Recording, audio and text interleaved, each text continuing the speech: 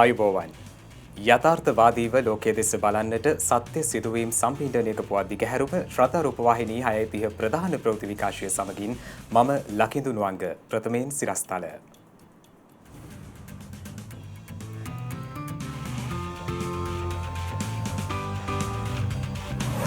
ගම්පහ සහ කළුතර පාසල් ලබන 15 වනදා යළි ආරම්භ වේ. කොළඹ දිස්ත්‍රික්කයේ පාසල් යළි ආරම්භීමේ තීරණය මෙම සතියේ. පාස්කු ප්‍රහාරය පිළිබඳ විමර්ශන කොමිසමේ අවසන් වාර්තාව ජනපතිට බාර දෙයි. මෙවර ජාතික නිදහස් උළෙලේ ජාතික ගීය සිංහල භාෂාවෙන් පමණක් ගායනා කිරීමේ තීරණයක්. මියන්මාරයේ පාලනය හමුදාව අතට රාජ්‍ය නායකයින් අත්අඩංගුවට.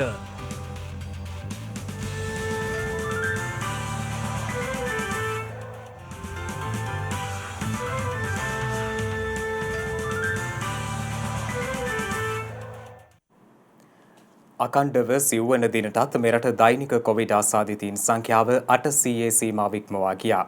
ඊයේ දිනේදී නව ආසාදිතයින් 864 දෙනෙකු හඳුනා ගැනීමත් සමගයි. ඒ අනුව මෙවන විට මෙරටින් වාර්තා වන සමස්ත කොවිඩ් ආසාදිතයින් සංඛ්‍යාව දැක්වෙන්නේ 64157ක් ලෙසයි. ඊයේ දිනේ හඳුනාගත් කොවිඩ් ආසාදිතයින් 864න් 827 දෙනෙකුම පෑලියගොඩ කොවිඩ් පොකුරේ ආශ්‍රිතයින් වන අතර ඉන් 10 දෙනෙකු බන්ධනාගාර කොවිඩ් පොකුරේ ආශ්‍රිතයින් වනවා. වාර්තා වූ ආසාදිතයින් අතරින් වැඩිම ආසාදිතයින් සංඛ්‍යාවක් වාර්තා වී තිබුණේ කොළඹ දිස්ත්‍රික්කයෙන් වන අතර එම සංඛ්‍යාව 362ක්. සෙසු ආසාදිතයින් අතරින් ගම්පහ දිස්ත්‍රික්කයෙන් ආසාදිතයින් 88ක්, මහනුවර දිස්ත්‍රික්කයෙන් ආසාදිතයින් 81ක් සහ කළුතර දිස්ත්‍රික්කයෙන් ආසාදිතයින් 66ක් හඳුනා ගනුණා. එමෙන්ම රජයේ ප්‍රවෘත්ති දෙපාර්තමේන්තුව සඳහන් කළේ ඊයේ වාර්තා වූ ආසාදිතයින් අතරට විදේශයන්හි සිට මෙරටට පැමිණි පුද්ගලයින් 27 දෙනෙකුද ඇතුළත් බවයි. මේ අතර තවත් කොවිඩ් මරණ 3ක් ඊයේ වාර්තා වීමත් සමග මෙරට සමස්ත කොවිඩ් මරණ සංඛ්‍යාව 316ක් දක්වා ඉහළ ගියා. එලෙස මියගිය අය අතර කොළඹ අට ප්‍රදේශයේ පදිංචි 38 හැවිරිදි පිරිමි පුද්ගලයෙක්, කඩුවල පදිංචි 68 හැවිරිදි කාන්තාවක් සහ අඟුරුවාතොට පදිංචි 69 හැවිරිදි කාන්තාවක් වන බවයි රජයේ ප්‍රවෘත්ති දෙපාර්තමේන්තුව සඳහන් කළේ. කොවිඩ් මර්ධන එන්නත්කරණය අදත් සිදු කෙරෙනු අතර ඊයේ දිනය තුළ පමණක් සෞඛ්‍ය හා ආරක්ෂකාංශවල නිලධාරීන් 21329 දෙනෙකුට එන්නත ලබා දී ඇති බවයි සෞඛ්‍ය අමාත්‍යාංශය සඳහන් කළේ. ඒ අනුව මේ දක්වා 59154 දෙනෙකුට එන්නත්කරණය සිදු කර තිබෙනවා. මේ අතර කොවිඩ් වසංගත තත්ත්වයත් සමග වසා දමා තිබූ සත්වෝද්‍යාන අතරින් පින්නවල, දෙහිවල සහ රිදියගම සත්වෝද්‍යාන 3 පමණක් පළමු අදියර යටතේ සීමිත කොන්දේසි වලට යටත්ව අද විවෘත වුණා. මේ අතර කොවිඩ් වෛරසය ආසාදනය වූ රෝගියෙකු භගවන්තලාව ප්‍රාදේශීය රෝහලේ නේවාසිකව ප්‍රතිකාර ලැබීම හේතුවෙන් එම රෝහලේ වෛද්‍යවරුන් 2 දෙනෙකු, හෙදියන් 30 දෙනෙකු සහ කනිෂ්ඨ කාර්ය මණ්ඩලයේ 6 දෙනෙකු ස්වයං නිරෝධායනයට යොමු කර තිබෙනවා. ඒත් සමග රෝහල අද සිට తాවකාලිකව වසා දැමෙන බවයි භගවන්තලාව ප්‍රාදේශීය රෝහලේ දිස්ත්‍රික් වෛද්‍ය නිලධාරී ASK ජයසූරිය මහතා සඳහන් කළේ. කාර්ය මණ්ඩලයේ අයගේ PCR පරීක්ෂණ කරලා ඒ වගේ රිපෝට්ස් එනකම් తాවකාලිකව රෝගීන් බාර ගැනීම අත්හිටවල තියෙනවා. හදිසි ප්‍රතිකාර සිදු කරනවා එක්ස්පෝස් වෙච්ච නැති කාර්ය මණ්ඩලය යොදාගෙන. එමෙන්ම මස්කෙලිය සෞඛ්‍ය වෛද්‍ය නිලධාරී කාර්යාල බල ප්‍රදේශයට අයත් මස්කෙලිය ස්තැස්පි වතුයායේ එකම පවුලේ පියා, මව සහ පුතාට කොවිඩ් වෛරසය ආසාදනය වී තිබෙනවා. ඒ අනුව වෛරසය ආසාදිත සිසුවා අධ්‍යාපනය ලබන සාමිමලේ ගවරවිල දමිළ මහාවිද්‍යාලය අද සිට తాවකාලිකව වසා දැමූ බවයි මස්කෙලිය සෞඛ්‍ය වෛද්‍ය නිලධාරී ඩී චන්ද්‍රරාජන් මහතා සඳහන් කළේ. මේ අතර හුදකලා තත්ත්වයේ පැවති නාරාහෙන්පිට පොලිස් වසමේ 100 වත්ත, වරාය පොලිස් වසමේ පහළ ශාන්ත ඇන්ඩ්‍රූස් පෙදෙස, ඉහළ ශාන්ත ඇන්ඩ්‍රූස් පෙදෙස ඇන්ඩ්‍රූස් පාරමෙන්ම පෑලියගොඩ පොලිස් වසමේ ගඟබඩ ග්‍රාම නිලධාරී වසමේ 90 වත්ත අද උදෑසන 5 සිට හුදකලා බවෙන් නිදහස් කළ බවයි යුද හමුදාපති ජෙනරාල් ශවේන්ද්‍ර සිල්වා මහතා සඳහන් කළේ. මේ වන විට වෛරසය ආසාදිතව රෝහල්වල ප්‍රතිකාර ලබන සමස්ත පුද්ගලයන් සංඛ්‍යාව 5766ක් වන අතර වෛරසය ආසාදිතව සිට සුවය ලැබූ සමස්ත පුද්ගලයන් සංඛ්‍යාව දැක්වෙන්නේ 58075ක් ලෙසයි. මහා පරිමාණයෙන් ඉදිරි දිනවලදී ඉතිරි එන්නත් ලක්ෂ 2කට ආසන්න ප්‍රමාණයක් ලබා දීමට සැලසුම් කර ඇති බව රජයේ වෛද්‍ය නිලධාරීන්ගේ සංගමය පෙන්වා දෙනවා. දැනට සෞඛ්‍ය කාර්ය මණ්ඩලයේ 50000කට වැඩි පිරිසක් මේ වෙනකොට දවස් 2-3ක් ඇතුළත අපිට එන්නත් කරන්න පුළුවන්කම ලැබිලා තිනවා ආරක්ෂක අංශය ඇතුළුව. මේ ඉදිරි අද හෙට සහ අනිද්දා වෙනකොට දවස් 3 ඇතුළත අපේ බලාපොරොත්තුව තියෙන්නේ ඉතුරු 2 ලක්ෂයක්. දැන් 2,50,000ක් නේ ඉලක්කය. ඉතුරු 2 ලක්ෂයටම මහා පරිමාණයෙන් එන්නත ලබා දීමේ කටයුත්ත මේ ඉදිරි දවස් 2-3 ඇතුළත මේ එළඹෙන සතිය තුළ කරන්න. Pfizer සහ Moderna එන්නත් කියන දෙක තමයි අනිත් පාවිච්චි වෙන්නේ. ඒ එන්නත් වලට සාපේක්ෂව අතුරු ආවාද යම් අඩු මට්ටමක තියෙන එන්නතක් බව තමයි තහවුරු වෙලා තියෙන්නේ මේ AstraZeneca එන්නත. ඒ නිසා ඉදිරි කාලය තුළ ගෙන්නන එන්නතුත් මේ වගේ එන්නතක් ගෙන්වා ගැනීම සඳහා අපි දක්ෂ වෙන්න ඕනයි කියන එක අපි කිව්වා. අපි යෝජනා කරන්නේ මේ වැඩපිළිවෙල යන අතරතුරේ මහ ජනතාවට විශේෂයෙන් අවදානම් කණ්ඩායම් වලට අඩුම ගානේ ඊට වඩා කාර්යක්ෂම ලෙස එන්නත ගෙන්වා ගැනීම සඳහා වැඩපිළිවෙලක් යන්න ඕන. නමුත් අපි දන්නවා ඒකේ ප්‍රායෝගික බාධා ගොඩක් ලෝකේ පුරා හැදෙන එන්නත් ප්‍රමාණය ඉතාම සීමා සහිතයි. ඒ සීමා සහිත එන්නත් සඳහා ඉතාම අනවශ්‍ය තරංකාරීත්වයක් ලෝකේ පුරා ගොඩනැගිලා තියෙනවා. ලෝක සෞඛ්‍ය සංවිධානයේ මේ සමාජ සාධාරණත්වය සහතික කරන්න මැදිහත් වුනේ නැත්තම් ඉතාම භයානක තත්ත්වයක්. මොකද මේ දියුණුවයි කියන මේ සල්ලි තියෙන පොහොසත් රටවල් ටික එන්නත් ටික බෙදාගත්තට පස්සේ ඒ බදාගත්තට පස්සේ අපේ වගේ රටවල් වලට මොනවද ඉතුරු වෙන්නේ? COVAX වැඩපිළිවෙල යටතේ අපේ රටේ සමස්ත ජනගහනයෙන් 120කට එන්නත් ලබා දෙන්න එකඟතාවය පළ වෙලා තියෙනවා. නමුත් තාම එක මාත්‍රාවක්වත් ඒ යටතේ ඇවිල්ලා නැහැ. දැන් මේ ලැබුණේ ඉන්දියන් ආධාරයක් යටතේ ලැබිච්ච එකක්. ලෝක සෞඛ්‍ය සංවිධානයේ මැදිහත් වීමෙන් ලැබෙන එන්නත් එකක්වත් අපිට ලැබිලා නැහැ. ඒ එන්නත් ඉක්මනින් ගෙන්න ගන්න. ඒ හරහා ජනතාවටත් මේ සෞඛ්‍ය වෘත්තිකයන්ට දෙනවා වගේම ආරක්ෂාව ලබා දීම සඳහා ක්ෂණික ක්‍රියාමාර්ග කාර්යක්ෂම වැඩපිළිවෙලක් ඔස්සේ මැදිහත් වීම සිදු කළ යුතුයි කියලා අපි විශ්වාස කරනවා. ප්‍රශ්න තියෙනවා එන්නතේ. ප්‍රශ්න තිබුණත් අපිට යම් එලියක් දැල්ලිලා තියෙනවා නම් මෙතනින් එළියට එන්න, ගොඩ එන්න. ඒ තමයි එන්නත. ලෝකයේ මේ තාම අඩුම කාලයකින් නිෂ්පාදනය කරපු එන්නත් තමයි මේ අපි පාවිච්චි කරන්නේ. සාමාන්‍යයෙන් අපි එන්නතක් අවසන් අදියරට ගිහිල්ලා අවසන් අනුමැතිය එන්න අවුරුදු 3-4-5 ගිහිල්ලා තියෙනවා සාමාන්‍යයෙන් එන්නතකට. ඒ නිසා අපි මේ අවුරුද්දක් ඇතුළත එන්නතක් ආවා කියන්නේ අනිවාර්යෙන් ඒකෙදී අපිට ඉදිරි කාලය තුළ යම් නිරීක්ෂණත් එක්ක තමයි මේ හදිසි අනුමැතිය දීලා තියෙන්නේ. නමුත් අපිට මේ වාසි අවාසි දෙකම අපි තරාදියක දාලා කිරුවොත් එහෙම වාසි පැත්ත බරින්ද තමයි වාසි පැත්තට ඊට වැඩි හින්දා තමයි අපි එන්නත් කරන්නේ කඩිනම් කරන්න ඕන කියන එක දිගටම අවධාරණය කරන්නේ. නැගෙනහිර පර්යන්තය 100%ක් වරාය අධිකාරිය යටතේ ක්‍රියාත්මක වන ආයතනයක් බවට පත්කිරීමේ කැබිනට් පත්‍රිකාව අද පස්වරුවේ අමාත්‍ය මණ්ඩලයට ඉදිරිපත් කරන බව අග්‍රාමාත්‍ය මහින්ද රාජපක්ෂ මහතා ප්‍රකාශ කර ඇති බව අග්‍රාමාත්‍ය කාර්යාලය සඳහන් කළා. නැගෙනහිර පර්යන්තය සුරකීමේ වෘත්තීය සමිතියක මුතුව අද අග්‍රාමාත්‍යවරයා හමු අවස්ථාවේදී මේ බව සඳහන් කර ඇත්තේ. නැගෙනහිර පර්යන්තය සුරකීමේ වෘත්තීය සමිතියක මුතුව අරලියගහ මන්දිරයේ අද පෙරවරුවේ අග්‍රාමාත්‍යවරයා සමග සාකච්ඡාවකට එක් වුණා. එහිදී අග්‍රාමාත්‍යවරයා සඳහන් කර ඇත්තේ විශේෂ අමාත්‍යවරයා මේ සම්බන්ධයෙන් සොයා බැලීමට පත් කළ කමිටුවේ වාර්තාව ජනාධිපතිවරයාට සහ අග්‍රාමාත්‍යවරයාට ඉදිරිපත් කිරීමෙන් පසු එහි අඩංගු කරුණු විදේශීය සමාගමට ඉදිරිපත් කිරීමේදී එකී කරුණු වලට අදාළ සමාගම එකඟ නොවූ නිසා නැගෙනහිර පර්යන්තය 100%ක් වරාය අධිකාරිය යටතේ ක්‍රියාත්මක වන ආයතනයක් බවට පත් කිරීමේ කැබිනට් පත්‍රිකාව අද පස්වරුවේ කැබිනට් මණ්ඩලයට ඉදිරිපත් කරන බවයි. ඒ අනුව අකුරට වැඩ කිරීමේ වෘත්තීය ක්‍රියාමාර්ගය හෙට සිට අත්හිටුවීමට වෘත්තීය සමිතියක මුතුව අග්‍රාමාත්‍යවරයා හමුවේ එකඟත්වය පළ කළ බවද අග්‍රාමාත්‍ය කාර්යාලය නිකුත් කළ නිවේදනයේ දැක්වෙනවා. අද දින ගරු අග්‍රාමාත්‍ය මහින්ද රාජපක්ෂ මැතිතුමන් සමග නැගෙනහිර පර්යන්තය සම්බන්ධ අර්බුදය පිළිබඳව සාකච්ඡා කරා. එතෙන්දී අපි අපේ පැත්තෙන් වෙන්න ඕන දේ පිළිබඳව වෘත්ති සමිති 23 නියෝජිතයන් විසින් ඉදිරිපත් කළා. එතෙන්දී මම කිව්වේ මේ සම්බන්ධයෙන් තීන්දුවක් අරගෙන තියෙනවා රජය සහ ජනාධිපතිතුමා ස්ථිර වශයෙන්ම නැගෙනහිර පර්යන්තය ශ්‍රී ලංකා වරාය අධිකාරිය හරහා 100% ක්‍රියාත්මක කරනවා.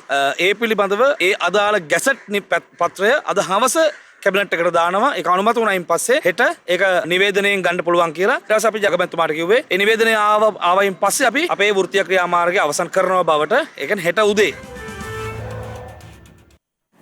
ගම්පහ දිස්ත්‍රික්කයේ පාසල් 590න් පාසල් 589ක් සහ කළුතර දිස්ත්‍රික්කයේ පාසල් 446න් පාසල් 442ක් පෙබරවාරි 15 වන දින සිට යලි ආරම්භ කිරීමට නිර්දේශ කර ඇති බව අධ්‍යාපන අමාත්‍ය මහාචාර්ය ජී.එල්. පීරිස් මහතා පවසනවා. ගිය සතියේ දිවයින පුරා පාසල් වලට පැමිණි ශිෂ්‍ය ශිෂ්‍යාවන්ගේ ප්‍රතිශතය 67 දක්වා ඉහළ ගියා. ගුරුවරුන්ගේ පැමිණීම 88%යි. බස්නාහිර පළාතේ දැනට විවෘත කරලා තිබෙන්නේ 11 වන ශ්‍රේණියේ පන්ති පමණයි.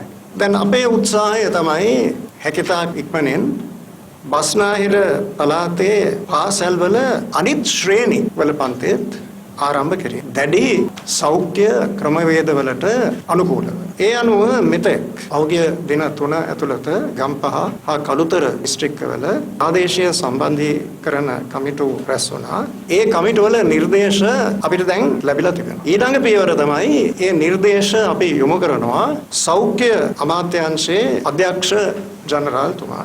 එතුමාගේ අනුමැතිය ලබාගෙන ඒ පාසලුත් ආරම්භ කිරීම තමයි අපේ ප්‍රයත්නය වෙලා තියෙන්නේ.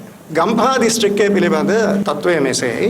ගම්පහ දිස්ත්‍රික්කයේ තිබෙන සමස්ත පාසල් සංඛ්‍යාව 590යි. ඒ 590න් පාසල් 589ක්ම පෙබරවාරි 15 වෙනිදා විවෘත කිරීමට පුළුවන් තත්ත්වයක් පවතිනවා කියන එක තමයි ගම්පහ ප්‍රාදේශීය සම්බන්ධීකරණ කමිටුව අපිට නිර්දේශ කළා තිබෙන්නේ. කළුතර දිස්ත්‍රික්කයේ සම්බන්ධයෙන් තත්ත්වයේ කළුතර දිස්ත්‍රික්කයේ සම්පූර්ණ පාසල් සංඛ්‍යාව 446යි. 446න් පාසල් 442ක් විවෘත කිරීමේ හැකියාවක් තිබෙනවා කියලා තමයි කළුතර දිස්ත්‍රික්කයේ ප්‍රාදේශීය සම්බන්ධීකරණ කමිටුව අපිට වාර්තා කරලා තිබෙනවා.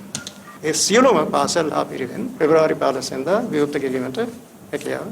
කොළඹ දිස්ත්‍රික්කය සම්බන්ධයෙන් ප්‍රාදේශීය සම්බන්ධීකරණ කමිටුවේ රැස්වීම මේ සතිය තුළ පැවැත්වීමට නියමිතයි. කොළඹ දිස්ත්‍රික්කය පිළිබඳ තත්ත්වය අපි ප්‍රකාශයට පත් කරනවා ඊළඟ සතියේ. පාස්කු ඉරුදින ප්‍රහාරය සම්බන්ධයෙන් විමර්ශනය කළ ජනාධිපති පරීක්ෂණ කොමිසමේ අවසන් වාර්තාව අද පෙරවරුවේ ජනාධිපති ගෝඨාභය රාජපක්ෂ මහතා වෙත බාර දෙනු ලැබුවා. ඒ අනුව ජනාධිපති ලේකම් කාර්යාලයේදී කොමිෂමේ සභාපති ශ්‍රේෂ්ඨාධිකරණ විනිසුරු ජනග්ද සිල්වා මහතා විසින් ජනාධිපති ගෝඨාභය රාජපක්ෂ මහතා වෙත මෙම වාර්තාව බාර දෙනු ලැබුවා.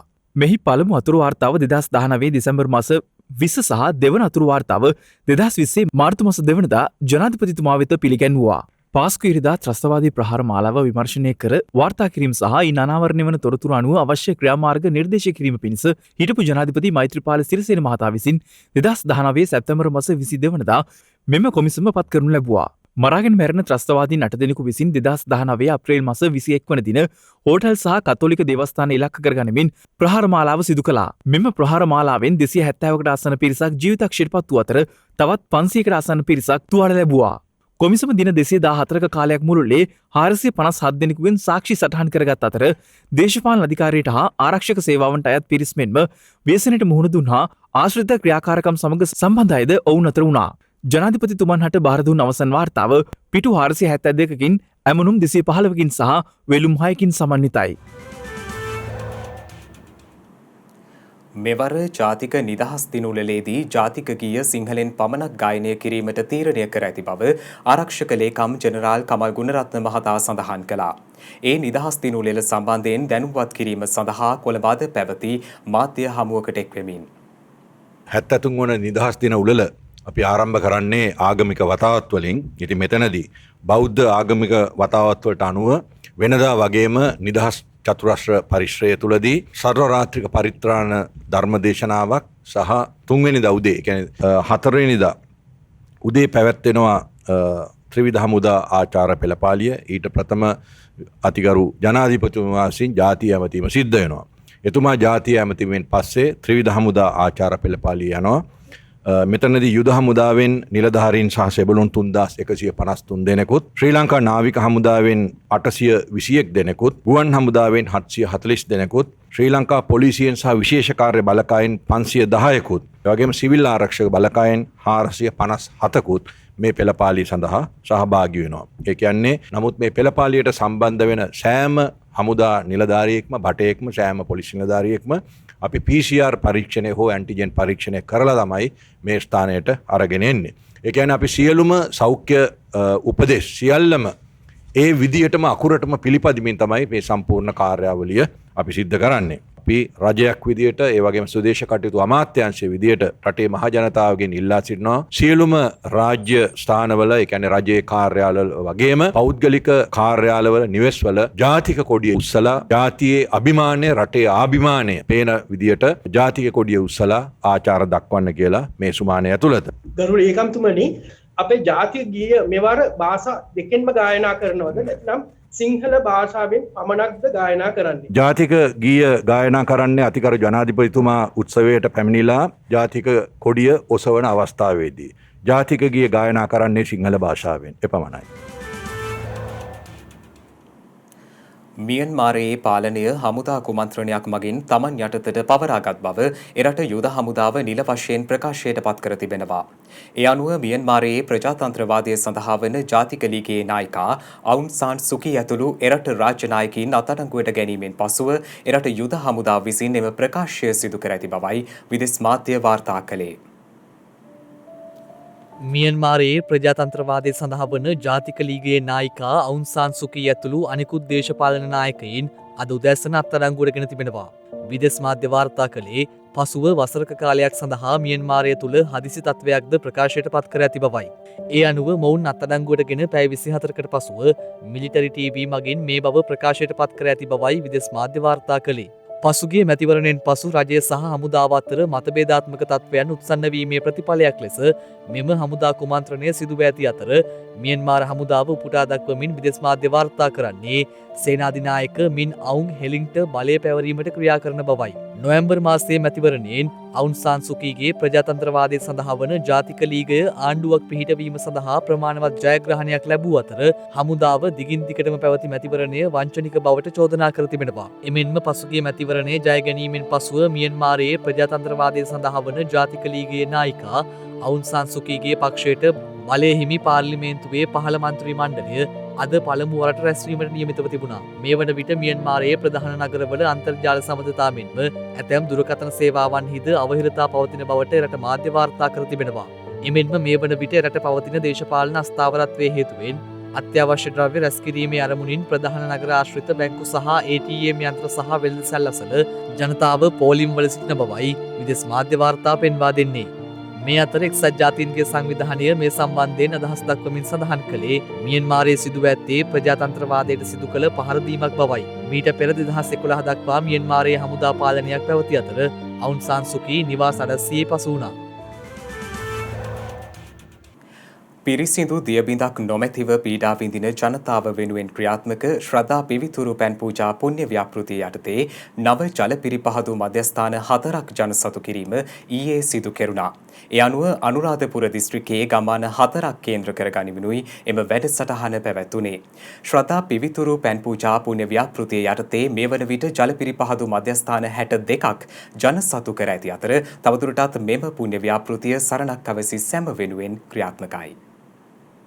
පිවිතුරු පැන් පොදකින් දිවිය සනසාලීමේ උදාරතර චේතනාව පෙරදැරිව වකුගඩු රෝගයෙන් පීඩා විඳින ජනතාව වෙනුවෙන් සරණක් වීම සඳහා ක්‍රියාත්මක ශ්‍රද්ධා පිවිතුරු පැන් පූජා පුණ්‍ය ව්‍යාපෘතියේ තවත් අදියරක් ඊයේ පැවැත්වුණා.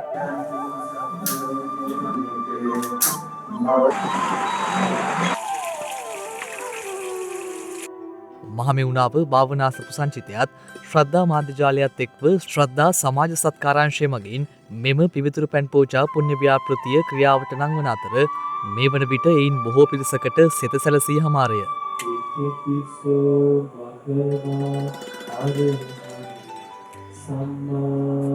ඒ අනුව ඊයේ දිනේදී අනුරාධපුර දිස්ත්‍රික්කයේ ගම්මාන 4ක් කේන්ද්‍ර කර ගනිමින් නව ජල පිරිපහදු මධ්‍යස්ථාන 4ක් ජනසතු කිරීම සිදු කෙරුණා. පළමුව අනුරාධපුර පුලියන් කඩවල ගම්මානයේ ජල පිරිපහදු මධ්‍යස්ථානය විවෘත කිරීමයි සිදු කෙරුණේ. අනතුරුව සිව්දිසාගම ගම්මානයේත් කළුවර ගස්වැව ගම්මානයේත් ජල පිරිපහදු මධ්‍යස්ථාන විවෘත කිරීම සිදු කෙරුණේ ගෞරවනීය මහා සංඝරත්නයේ වැඩමවීමෙන්. රඹාවැව හොරෝපතාන ගම්මානයේද නව ජල පිරිපහදු මධ්‍යස්ථානයක් ජනසතු කිරීමද සිදු වූයේ ඊයේ දිනේදී. පින්වත්නි මොහොතකට හිතලා බලන්න මේ ලෝකේ කාට වුණත් මේ ජලය පානය නොකොට වාසය කරන්නට බෑ. එතකොට මේ ජීවිතයට අත්‍යවශ්‍ය වන්නා වූ මේ පානීය ජලය කියන එක අද වෙනකොට සම්පූර්ණ වෙළඳ මාෆියාවක් බවට පත් වෙලා තියෙනවා. ඒකට ඔබට මතක ඇති මීට අවුරුදු 4ක 5කට මත්තේ විශාල කතිකාවතක් සමාජයේ ඇති වුණා. කවුද මේවට ඔය කියන්නේ? කවුද මේ මිනිස්සුන්ගේ වකුගඩු රෝග වෙනුවෙන් දැන් පිණී හිටින්නේ? එක එක්කෙනා එකිනෙකා දෙස ඇඟිලි දිගු කරගත්තා. එකිනෙකා එකිනෙකාට චෝදනා කරගත්තා. සමහරු හිටපු රජයන් වලට දොස් කිව්වා.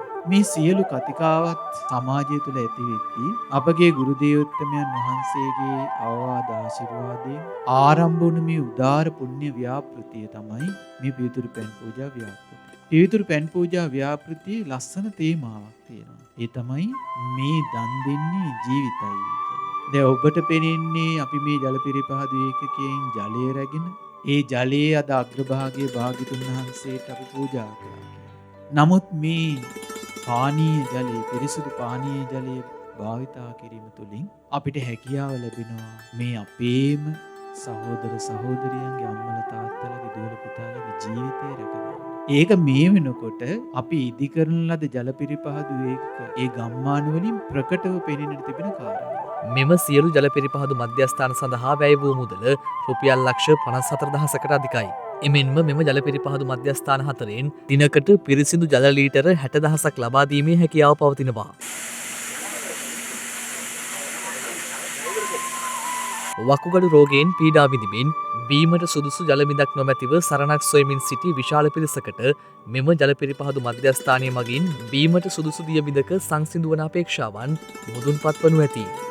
වයසික අය ඉන්නවා ඔක්කොම ගොවිතැන් කරන දුප්පත් අය ඉන්නේ සල්ලි දීලා වතුර ගන්න ක්‍රමයක් නැහැ ඈතට ගිහලා තමයි වතුර ගේන්නේ හැමෝටම යන්න විදියක් නැහැ ගොඩක් දුක් විඳිනවා ඒ වෙනුවෙන් ඔබ සද්දා සේවයෙන් අපිට ලබා දුන්න මේ ෆිල්ටරේ ලබා දීම ගැන ගොඩක් ස්තුතිවන්ත වෙනවා මේ ෆිල්ටරේ අපිට ලබා දීම ගැන අපේ ග්‍රාමයට තිබුණු ප්‍රධාන ප්‍රශ්නයක් තමයි මේ වතුර ප්‍රශ්නය. ඉතින් අපේ ප්‍රදේශයේ උතුරු පළාතේ අපිට තියෙන මූලිකම ප්‍රශ්නය තමයි වකුගඩු රෝගය. ඉතින් අපිට මේ වගේ ශ්‍රද්ධා මාධ්‍ය ජාලයෙන් ලබා දුන්නු මේ ජල ෆිල්ටරයෙන් මේ ගැටලුව සමනය වෙනවා. අපිට මේ ලැබුණු ෆිල්ටරයෙන් අපිට ලොකු දායාදයක් වුණා. අපි වෙන ගමකට ගිහිල්ලා තමයි වතුර ගෙනල්ලා එහෙම බීුවේ. බොහෝ දුර බැහැර ජලය සොයා ගමන් කරනවා. ජීවිතයක් සොයාගෙන ගොස් ජීවිත නැති කර ගැනීම තරම් වනාලි අර්බුදත් එක්කන් අපි ජලය සොයාගෙන යන්නේ. නමුත් අද ඉඳලා පින් සිද්ධ වෙන්න අපිට අපේ ගමට ජලය ලැබිලා තියෙනවා. මම හිතන්නේ පින්වත් ලොකු ස්වාමීන් වහන්සේ ඇතුළු සියලු දෙනාටම පින් සිද්ධ වෙනවා පානීය ජලය ලබා දීම සම්බන්ධව. විෂම භාග්‍ය චිත්‍රපටය හරහා සම්බන්ධ වූ පින්වතුන් මෙන්ම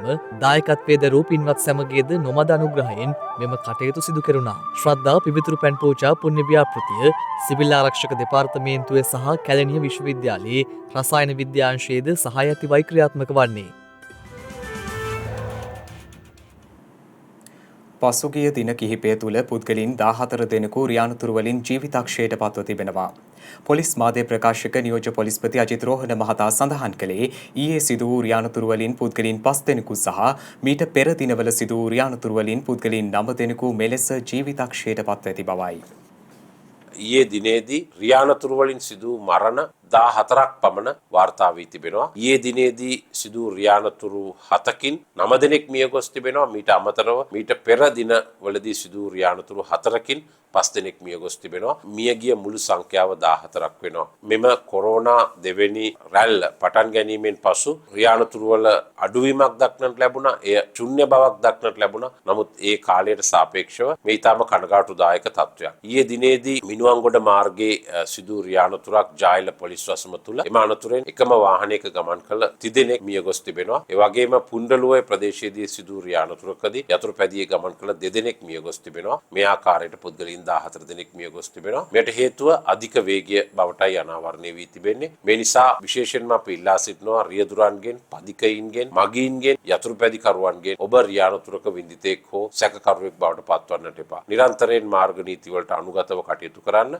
ඊයේ මෝටරත් යායල ප්‍රදේශයේදී සිදු මෝටරත් අනතුර සම්බන්ධ විශ්ලේෂණය කිරීමේදී පෙනී ගොස් තිබෙනවා. එම අනතුරට හේතුව අධික වේගය නිසා රියදුරාට එම රථය පාලනය කර ගැනීමට නොහැකි වීම බව. එමෙන්ම අවස්ථා කිහිපයකදීම ඊයේ දින සිදු රියානතුරු වලදී පෙනෙන කාරණයක් වන්නේ යතුරුපැදිකරුවන් ඉදිරි මාර්ගය පැහැදිලි නොවන අවස්ථාවලදී තම යතුරුපැදි ඉස්සර කිරීමට යාමෙන් අනතුරු සිදු වී ඇති බව. මේ නිසා මේ තත්ත්වයන් වළක්වා ගැනීමට පියවර ගත යුතුයි. ඒ වගේම ඊයේ දිනේදී සිදු රියානතුරු වලින් 40කට ආසන්න සංඛ්‍යාවක් තුවාල ලබා තිබෙනවා. මේ තත්ත්වයන් වළක්වා ගැනීමට ඔබ නිරන්තරයෙන් සහයෝගයෙන් කටයුතු කළ යුතුයි. කොවිඩ් අභියෝගය හමුවේ ලෝකයේම විවිධ අභියෝගයන්ට මුහුණ දෙමින් සිටියදී එයට එරෙහිව ක්‍රියා කරන එන්නතක බලාපොරොත්තුව මේ වන විට සාර්ථක වී තිබෙනවා. ඒ නිසාම මේ දිනවල වැඩි කතාබහකට ලක්වන එන්නත්වල ඉතිහාසය සහ එන්නත්කරණය පිළිබඳවයි මේ සොයා බැලීම. ජීවිතයේ විවිධ සංසිද්ධීන් පසු කරන අතරතුර ජීවිත අභියෝගවලට මුහුණ දෙන්නට සිදුවීම නම් නතර කළ නොහැකි කාරණයක්. එකී අභියෝග අතරේ ප්‍රධානතම අභියෝගයක් බවට ලෙඩ රෝග පත්ව තිබෙනවා. බෝවන සහ බෝ නොවන ලෙසින් ලෙඩ රෝග ජීවිත ගමනට බාධා එල්ල කරද්දී අතීතයේ සිටම ජනතාව හුරුව සිටියේ විවිධ ක්‍රම යොදා ගනිමින් එම ලෙඩ රෝග සුව කර ගැනීමටයි. තාක්ෂණය, වෛද්‍ය විද්‍යාව මේ සියල්ල දියුණු වන්නට පටන් ගැනීමත් සමග විවිධ ලෙඩ රෝග සුව කරගන්නට විවිධ ප්‍රතිකාර ලෝකයේ තුලින් පැන නගින්නට වුණා. ඒ අතරින් රෝගයකින් ආරක්ෂා වීම සඳහා ප්‍රතිශක්තිකරණ පද්ධතියට බලපෑම් කරනු ලබන එන්නත් සඳහා හිමි වුණේ ප්‍රධාන තැනක්. ඒ අනුව බෝවන රෝග වැළැක්වීමේ ඵලදායී ක්‍රමය බවට එන්නත්කරණය පත්ව තිබෙනවා. එන්නත්කරණය මගින් මිනිසුන්ගේ ලෙඩ රෝග වැළැක්වීමට උත්සාහ කළ පළමු රෝගය ලෙසින් හැඳින්විය හැක්කේ වසූරිය රෝගයයි. වසූරිය බෝවන හා මාරාන්තික රෝගයක් වූ අතර ආසාදිත වැඩිහිටියන්ගෙන් 20%ත් 60ත් අතර සහ ආසාදිත දරුවන්ගෙන් 80%කට වඩා පිරිසක් මිය යන්නට වුණා.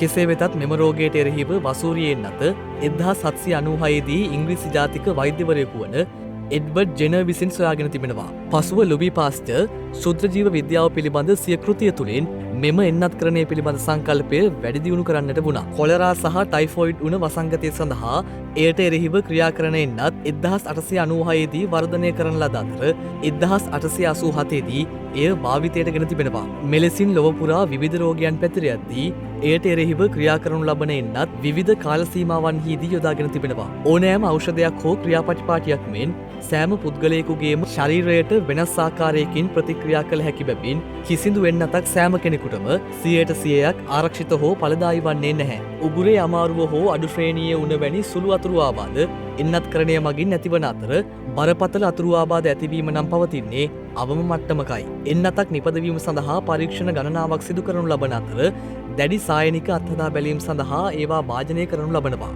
පසුව සෑම එන්නතක්ම කාර්යක්ෂමතාවය සහ ආරක්ෂාව සහතික කිරීම මගින් මහජන සෞඛ්‍ය ආරක්ෂා කිරීම සඳහා FDA නැමැති ආහාර හා ඖෂධ පරිපාලනයේ අනුමැතියට එක් කළ යුතු වනවා. පළමු අදියර අත්හදා බැලීම් වලදී එන්නතෙහි ආරක්ෂාව තහවුරු කිරීමේ මූලික ඉලක්කය ඇති පුද්ගලයන් 20 දෙනෙකුගෙන් යුත් කණ්ඩායමක් තුළ එන්නතක් පරීක්ෂා කරනු ලබන අතර දෙවන අදියර අත්හදා බැලීම මගින් පුද්ගලයන් 50 සිට 100 ගණනක් දක්වා ඇතුළත් වන පරිදි අත්හදා බැලීම් සිදු කරනු ලබනවා.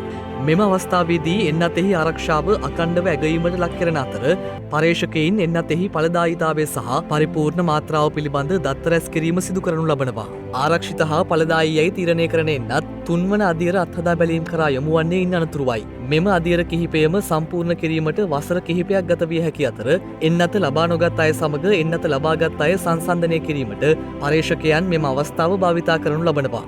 මේ වන විට ලෝකයම කොවිඩ් වෛරස වසංගත අභියෝගයට මුහුණ දී සිටියදී ලෝකයෙහිම අවධානය යොමුව තිබුණේ එයට එරෙහිව ක්‍රියා කරනු ලබන එන්නතක් සම්බන්ධයෙනුයි. කෙසේ වෙතත් විවිධ පරීක්ෂණ වලින් අනතුරුව කොවිඩ් වෛරසයට එරෙහිව නව එන්නත් බිහි වී ඇති අතර ඒවා මේ වන විට ලොව පුරා විශාල පිරිසකට ලබා දී හමාරයි.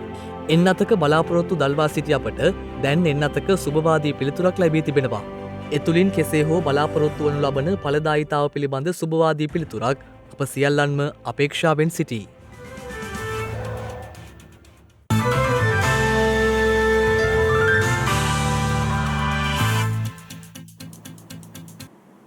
අවධානය විදෙස් පුවත් වෙත. බටහිර ඕස්ට්‍රේලියාවේ පර්ත් ඇතුළු ප්‍රදේශ 15ක් සම්පූර්ණයෙන්ම වසා දැමීමට තීරණය කර ඇති බව විදෙස් මාධ්‍ය වාර්තා කරනවා. බටහිර ඕස්ට්‍රේලියාවේ කලාප ප්‍රධානී මාර්ක් මැක්ගෝවන් ප්‍රකාශ කර ඇත්තේ බටහිර ඕස්ට්‍රේලියාවේ පර්ත් ඇතුළු ප්‍රදේශ 15ක් සම්පූර්ණයෙන්ම වසා දැමීමට තීරණය කර ඇති බවයි. ඒ අනුව අද පස්වරු 6 සිට ලබන සිකුරාදා දක්වා දින 5ක කාලයක් අදාළ නගර සම්පූර්ණයෙන් වසා දැමීමට නියමිතව තිබෙනවා. එම කලාපයේ හෝටලයක ආරක්ෂක නිලධාරියෙකුට COVID-19 වෛරසය ආසාදනය වීම හේතුවෙන් එම පියවර ගෙන ඇති බවයි රට මාධ්‍ය සඳහන් කළේ. මේ අතර කොවිඩ් වෛරසයේ තිමිරගේ ලෙස සැලකෙන චීනයේ වූහාන් නගරයට ලෝක සෞඛ්‍ය සංවිධානයේ නිලධාරීන් ඊයේ පැමිණ තිබෙනවා. එම කණ්ඩායම චීනයට පැමිණ දින 14ක් නිරෝධායනයෙන් පසුවයි මෙලෙස මුල්වරට වූහාන් වෙත පැමිණ ඇත්තේ. චීනයේ වූහාන් පිහිටි මත්ස්‍ය වෙළඳ පොලකින් පළමු වරට කොවිඩ් ආසාදිතයෙකු හඳුනාගත් අතර ලෝක සෞඛ්‍ය සංවිධානයේ නිලධාරීන් විසින් එම මත්ස්‍ය වෙළඳ පොළ ආශ්‍රිතවද නිරීක්ෂණයක දී තිබෙනවා. මේ අතර ගෙවී ගිය දිනේ ඇමරිකාවෙන් නව කොවිඩ් මරණ 1886ක් වාර්තා වී ඇති අතර නව ආසාදිතයින් 1,78,816ක් වාර්තා වී තිබෙනවා. ඒ අනුව රට සමස්ත කොවිඩ් ආසාදිත මරණ සංඛ්‍යාව 4,52,279ක් දක්වා ඉහළ ගොස් ඇති බවයි විදෙස් මාධ්‍ය වාර්තා කළේ. එමෙන්ම මේ වන විට රට සමස්ත කොවිඩ් ආසාදිතයින් සංඛ්‍යාව දැක්වෙන්නේ 2,67,67,229ක් ලෙසයි. ඇමරිකාවේ වැඩිම ආසාදිතයින් වාර්තා වන්නේ කැලිෆෝනියා, ටෙක්සාස් සහ ෆ්ලොරිඩා යන ප්‍රාන්තවලින්. එමෙන්ම වැඩිම මරණ වාර්තා වන්නේ නිව්යෝක් ප්‍රාන්තයෙන්. මේ අතර ගත වූ පැය 24 තුළදී මෙක්සිකෝවෙන්ද කොවිඩ් මරණ දහස ඉක්මවා වාර්තා වී තිබෙනවා. ඒ අනුව රටින් ගත වූ පැය 24 තුළදී කොවිඩ් මරණ 1495ක් වාර්තා වී ඇති බවයි විදෙස් මාධ්‍ය වාර්තා කළේ. එමෙන්ම ගත වූ පැය 24 තුළදී රටින් නව කොවිඩ් ආසාදිතයින් 15337ක් වාර්තා වී තිබෙනවා. මේ වන විට රටින් වාර්තා වන සමස්ත කොවිඩ් ආසාදිතයින් සංඛ්‍යාව 8,57,230ක් වන අතර වාර්තා වන සමස්ත මරණ සංඛ්‍යාව 1,58,074ක්.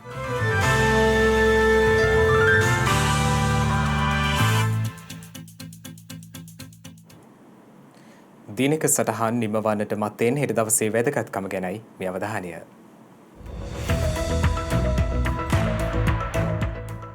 හෙට පෙබරවාරි මස 2 වනදා තෙත්බිම් වලින් ලොවට ඇති කර ඇති බලපෑම සහ එහි වැදගත්කම පිළිබඳව දැනුවත් කිරීම වෙනුවෙන් නම් කරන ලද ලෝක තෙත්බිම් රැක ගැනීමේ දිනය හෙවත් ලෝක තෙත්බිම් දිනය පෙබරවාරි මස 2 වන දිනට එනම් හෙට දිනට යෙදී තිබෙනවා. ප්‍රථම වරට මෙරට පෞද්ගලික මෝටර් රථයක් ආනයනය කර පරිහරණය කිරීම සිදු කර ඇත්තේ 1902 පෙබරවාරි මස 2 වන දිනයි. ආවර්තිතා වගුව නිර්මාණය කළ දිමිත්‍රි මෙන්ඩලීෆ් අභාව ප්‍රාප්ත වී ඇත්තේ 1907 පෙබරවාරි මස 2 වන දිනයි.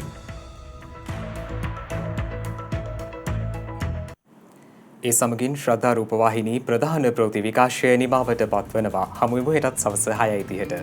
තෙරුවන් සරණයි. නමෝ බුද්ධාය.